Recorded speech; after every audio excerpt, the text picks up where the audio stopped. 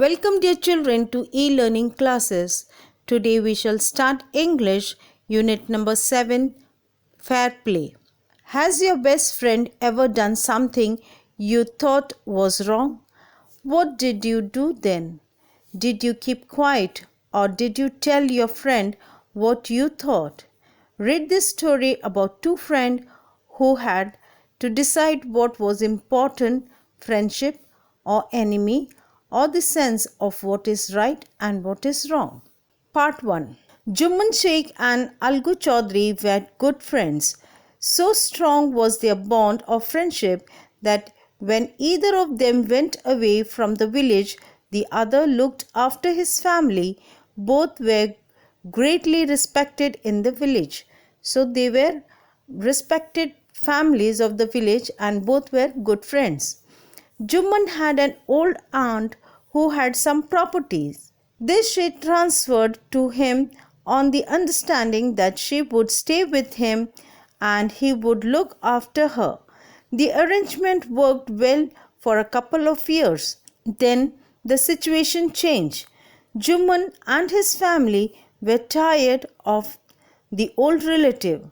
Juman became as indifferent to her as his wife, who grudged even the little food that the old lady wanted every day. So every time whenever she wanted food, the wife of Juman used to say something or the other. She swallowed these insults along with her food for few months, but patience has a limit. Now this old lady, for few months she also waited, and then she told one day, she spoke to Juman, "My son, it is now obvious that I am not wanted in your house. Kindly give me a monthly allowance so that I can set up a separate kitchen." Now this old lady wants some money from Juman. Why? Because she has already given all the property to Juman. Now what Juman says, "My wife knows best how to run the house. Be patient," said Juman shamelessly. This made his aunt very angry and she decided to take her case to the village panchayat. Now in village there is panchayat, no court. For many days the old lady was seen talking to the villagers, explaining her case and seeking their support. Some sympathized with her, others laughed at her, and few others advised her to make it up with her nephew and his wife. At last she came to Algu Chaudhry and spoke to him. "You know, Chachi, Juman is my best friend. How can I go against him?" Algu said. "But is it right, my son, to keep mum and not say what you consider just and fair?" pleaded the old lady. "Come to the panchayat and speak the truth," she said. Algu didn't reply, but her words kept ringing in his ears. Part 2. The panchayat was held the same evening under an old banyan tree. Juman stood up and said, "The voice of panchayat is the voice of God. Let my aunt nominate the head panchayat. I will abide by her decision. The panchayat knows neither friend nor enemy. What do you say to Algu Chaudhry?" the old lady announced. "Fine," replied Juman, hiding his joy over this unexpected piece of luck. Now what did Juman thought? That Algu is his friend and his friend will never ditch him. The friend will always be on the side of his friend. So he was happy. "Chachi, you are aware of my friendship with Juman," said Algu. "I know that," replied the aunt, "but I also know that you will not kill your conscience for the sake of friendship. God lives in the heart of the Panch, and his voice is the voice of God." And the old lady explained her case. "Juman," said Algu, "you and I are old friends. Your aunt is as dear to me as you. Now I am a Panch. You and your aunt are equal before me. What have you to say in your defense?" 3 years ago, began Juman, my aunt transferred her property to me. I promised to support her as long as she lived. I had done all I could. There have been a couple of quarrels between my wife and her, but I can't stop it. Now, my aunt is claiming a monthly allowance from me. This is not possible. That's all I have to say. Juman was cross examined by Algu and others. Then Algu announced, "We have gone into the matter carefully. In our opinion, Juman must pay his aunt a monthly allowance, or else the property goes back to her." Now the two friends were seldom seen together. The bond of friendship between them was broken. In fact, Jumman was Algu's enemy and wanted his revenge. Part 3.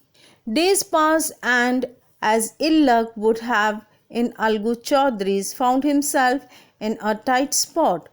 One of his fine pair of bullocks died, and he sold the other to Samju Sahu, a cart driver of the village. The understanding was that Sahu would pay the price of the bullock in a month's time. It so happened that the bullock died within a month. Several months after the bullock's death, Algu reminded Sahu for the money he hadn't paid yet. Sahu got angry and annoyed. "I can't pay you a penny for the wretched beast you sold me. He brought us nothing but ruin. I have a bullock. Use it for a month and then return it to me. No money for a dead bullock," he said angrily. Algu decided to refer the case to the panchayat. For the second time in a few months, preparations for holding the panchayat were made, and both the parties started meeting people seeking their support. The panchayat was held under the old banyan tree. Algu stood up and said, "The voice of the panchayat is the voice of God. Let Sahu nominate the head panchayat. I will abide by his decision." Sahu saw his chance and proposed the name of Juman. Algu's heart sank and he turned pale. But what could he do?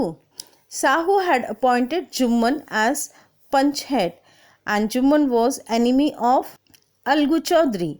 Therefore, Algu's heart began to sink. The moment Juman became head panchayat, he realized his responsibility as judge and the dignity of his office. Could he, seated in the high place, have his revenge now? He thought and thought. No, he must not allow any personal feelings to come in the way of speaking the truth and doing justice. Both Algu and Sahu stated their cases. They were cross-examined and the case was considered deeply. Then Juman stood up and announced, "It is our opinion that Sahu should pay Algu the price of bullock. When Sahu brought the bullock, it suffered from no disability or disease.